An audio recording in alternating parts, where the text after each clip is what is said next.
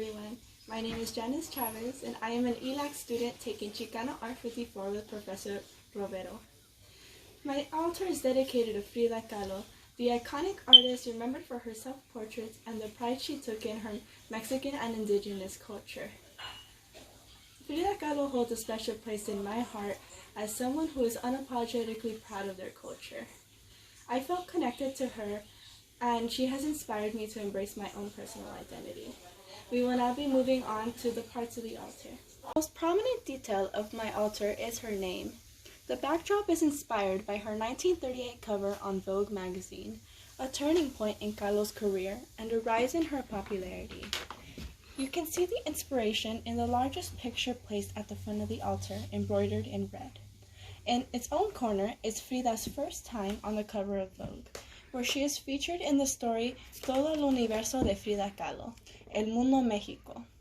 Frida influenced the Mexican fashion world with her bold clothing choices. As seen in the third photo, Frida always wore indigenous attire coupled with ribbons or flowers styled into her hair. She often wore the huipil, a personal choice to hide the back braces she had to wear. Frida always wore her red rebozo, and this image captures the days she would wear it. Her red rebozo can also be seen in her Catrina next to Diego, where they stand on their exclusive tier. Frida was charming to all who were close to her.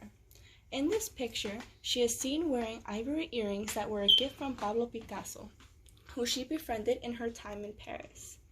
In this last image, Frida is again seen wearing her favorite rebozo along with the traditional Tejuana dress. She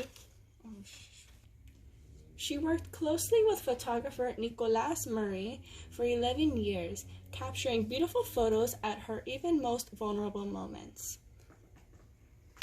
The handmade items in this altar include the backdrop, the tissue flowers, the skulls, pan de muerto, and finally, both Catrinas.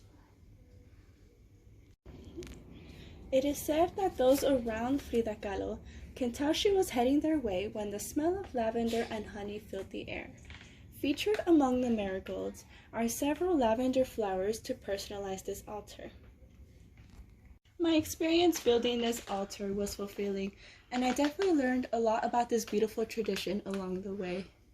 I hope to apply my future knowledge in future Dia de los Muertos celebrations. Thank you everyone for your time.